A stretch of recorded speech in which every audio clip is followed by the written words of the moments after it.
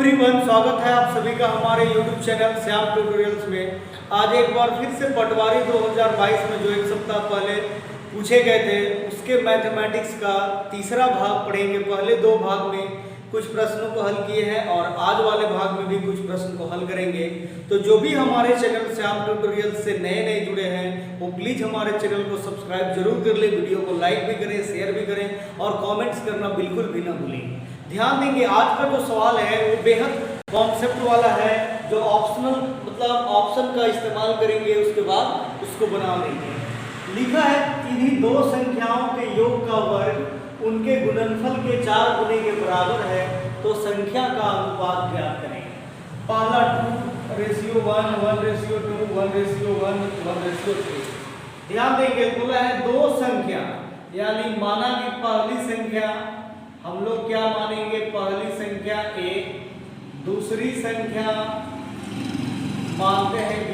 अब बोला है संख्याओं के योग यानी a प्लस b का वर्ग, माने संख्याओं का वर्ग जो है उसके गुणनफल यानी a गुने b गुणनफल के 4 गुने के बराबर है। मतलब यही बोला कि कंडीशन में जो बोला कि संख्याओं के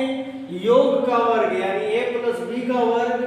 उस संख्याओं के गुणनफल के 4 गुने के बराबर है, तो संख्या का अनुपात क्या होगा। अब यहाँ से ना हम लोगों को ध्यान देना होगा, ऑप्शन के अकॉर्डिंग बारी बारी लेके बनाते हैं। जैसे ए वाला ऑप्शन 2:1 है ना, मतलब पहला ऑप्शन जो है वो हमारा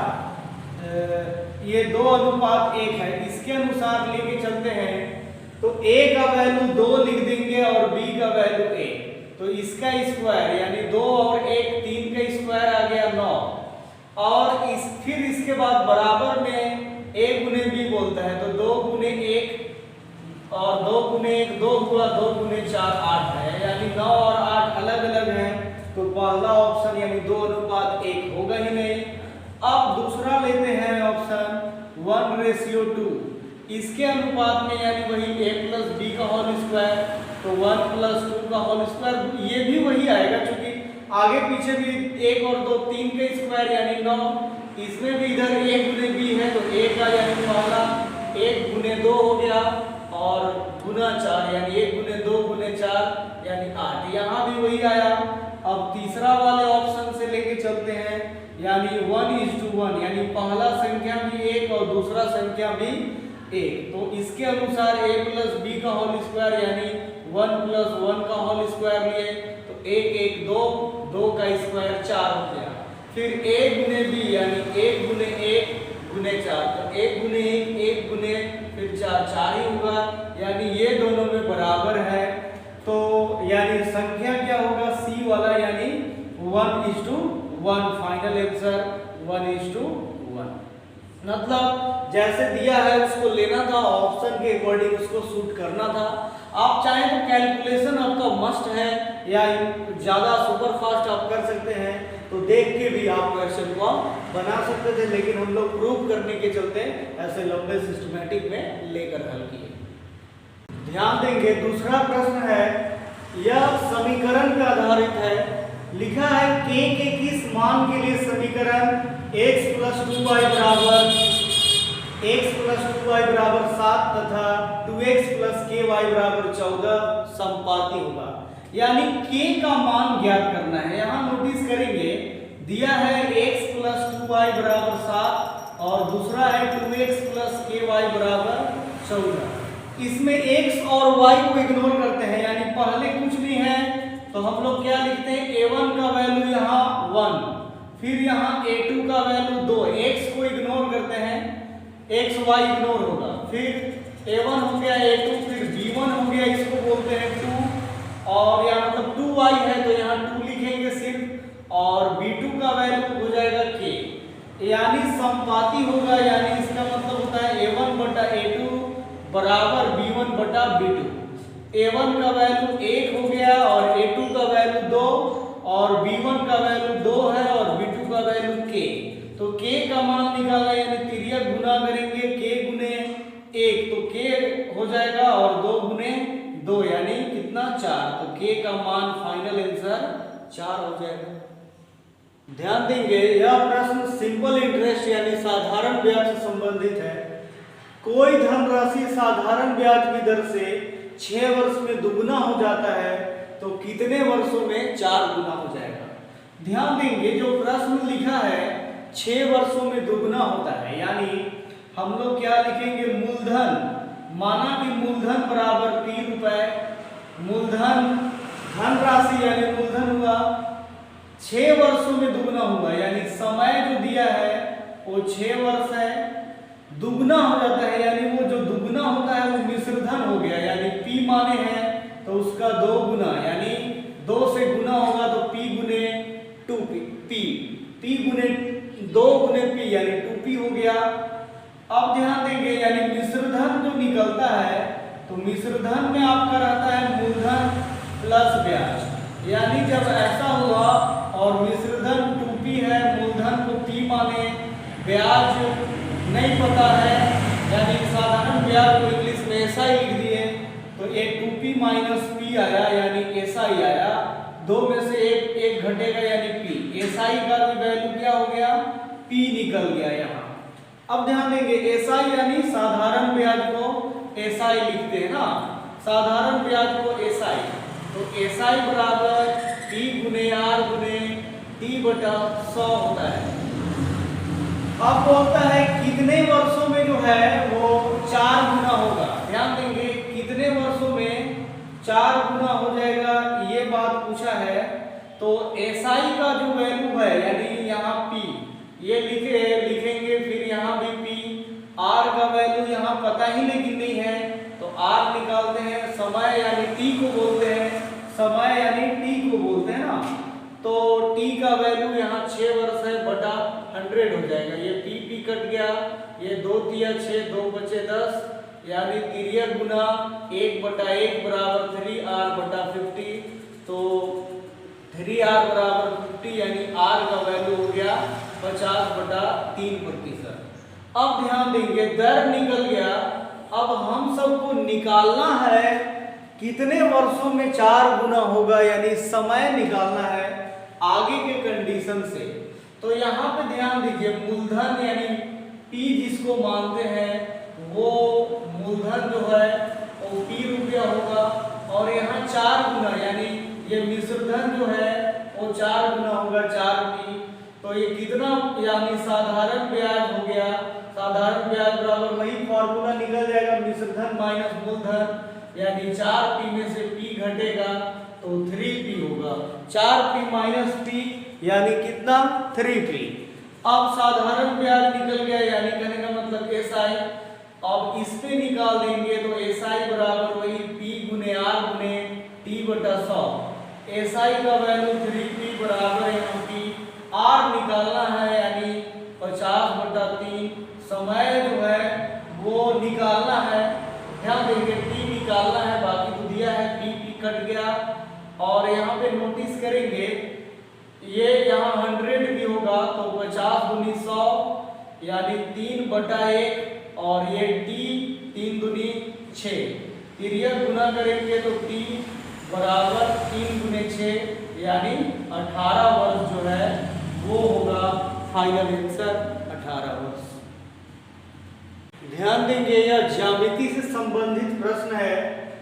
लिखा हुआ है एंगल ABC एक त्रिभुज के 3 कोण हैं और कोण A बटा 4 प्लस कोण B बटा 4 प्लस कोण C बराबर 5 बराबर 41 डिग्री है, तो एंगल A प्लस B का मान क्या होगा। ध्यान देंगे दिया है एंगल A बटा 4 प्लस एंगल B बटा 4 प्लस एंगल C बटा 5 बराबर 41 डिग्री,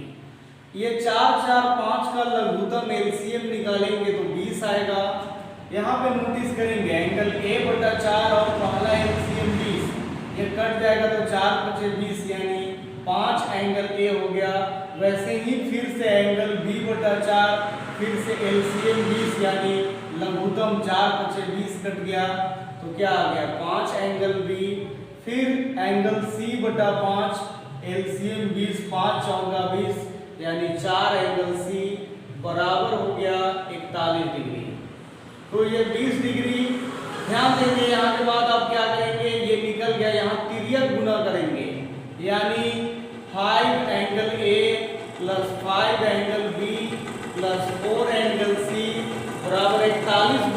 20 यानी 820 डिग्री समीकरण 1 मान लेते हैं।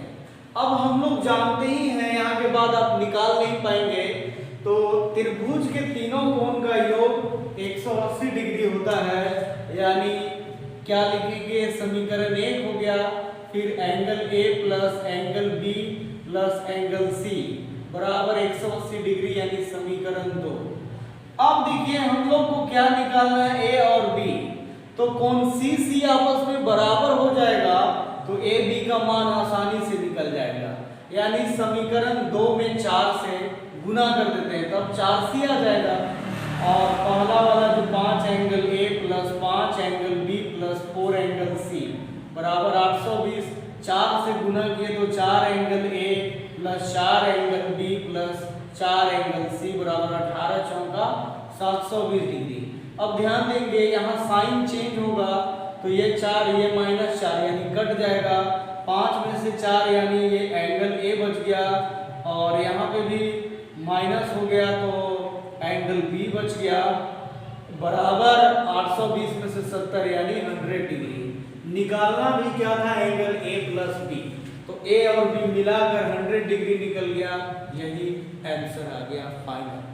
लिखा है 7/8 गुने 5/3 माइनस 1/5 प्लस 1/4 प्लस 3/2 का होल स्क्वायर को हल करें। क्या करेंगे, 7/8 गुने 3/5 माइनस 1/5 प्लस 1/4,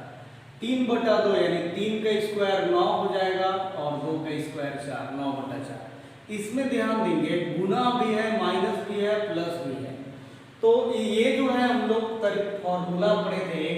भी बोर्ड मास, यानी सिंप्लीफिकेशन में, तो वेक्टर नहीं है, ब्रैकेट भी नहीं है, ऑफ नहीं है, डिवीजन भी नहीं है, मल्टीप्लाई है, तो मल्टीप्लाई है तो उसका काम पहले करेंगे, तो 7 गुने 3 21 हो जाएगा, 8 × 5 40 माइनस 1/5 प्लस 1/4 प्लस 9/4। और जब ऐसा कंडीशन रहे तो सबका हम लोग क्या करेंगे, एलसीएम निकाल देंगे, प्लस माइनस में 40 5 4 4 का लघुत्तम निकालेंगे तो 40 आएगा। ध्यान देंगे इसका सिस्टमैटिक प्रोसेस, जो एक पहला 21/40 है, लघुत्तम 40 जो आया तो वो 40 से 40 कट जाता है आपस में, तो ये 21 सिर्फ बच गया, यानी यहाँ 21। फिर उसके बाद माइनस है क्वेश्चन में, तो माइनस लिखे, फिर 1/5 लघुत्तम 40 सबके लिए है तो ऐसे लिखेंगे, 5 × 40 यानी 8 गुने 8 बचा, फिर प्लस 1/4 लघुत्तम 40, 4 से 10 बार में 10 एकम 10, फिर 9/4 लघुत्तम 40, 4 × 40 10 गुने 9 यानी कितना हो गया, तो 10 गुने 9 90। अब यहाँ नोटिस करेंगे ध्यान से, 90 10 100 और 8 जो है 90 10 प्लस प्लस वाला ऐड हो जाएगा, तो 90 10 100 और 21 121 माइनस 8/40 हो गया, 121 में से 8 को घटाएंगे तो 113/40, इसको मिक्स्ड फ्रैक्शन में लिखेंगे तो 40 दूनी 80, यानी ऐसे भाग देते हैं 40 से 113 को, तो 40 दूनी 80, 3 11 में से 8 गया 3, यानी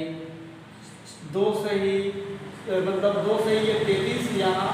2 सही 33/40, ये फाइनल आंसर होगा। लेकिन पटवारी वाले क्वेश्चन में ऑप्शन में कहीं भी 2 सही 33/40 नहीं दिया था, तो यानी ये जो चारों ऑप्शन था वो ऑप्शन के अकॉर्डिंग गलत था, इसको स्टार ले लेगा यानी अमान्य होगा, पर रियल का आंसर 2 सही 33/40 होगा।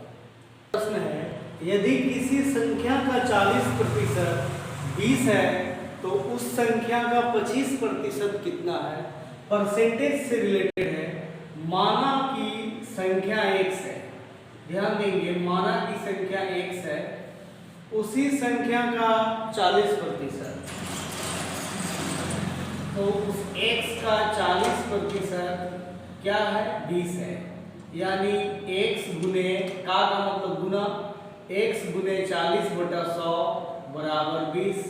ध्यान देंगे ये काट दिए, 2 दूनी 4 काट दिए, और ये 2 से 50 काट दिए, यानी x बटा 50 बराबर 1/1, यानी काट देते हैं आपस में। तो x का वैल्यू यानी संख्या 50 आया, जो संख्या x माने वो 50 है। अब उसी संख्या का 25% यानी 50 आया, उसका 25% क्या होगा? तो 50 गुने 25 बटा 100, 25 चौका 100, 2 दूनी 4, 2 से 25, 25 बटा 2 यानी 12.5। उस संख्या का 25% क्या होगा? 12.5। संख्या x है, उसका 40% यानी 40 बटा 100 बराबर 20। तो इसको आप 20 दूनी 40 काट दिए, 2 से 2 बचे 10, यानी x बटा 50 बराबर 13 गुना, तो x का वैल्यू 50। अब उसी संख्या का 25% बोला है, यानी 50 का 25%, 25 चौका 100 काट दिए, या 50 से 2 बार में भी काट दिए तो 25 बटा 2 यानी 12.5 फाइनल आंसर होगा। तो आज के ब्लॉग में इतने ही 6 प्रश्न रहेंगे। इसके अलावा अगले ब्लॉग में और भी प्रश्नों को हल करेंगे। तब तक के लिए धन्यवाद। इसी प्रकार से हमारे चैनल से जुड़े रहें और वीडियो को लाइक भी करें, शेयर भी करें और कमेंट्स करना बिल्कुल भी न भूलें। धन्यवाद।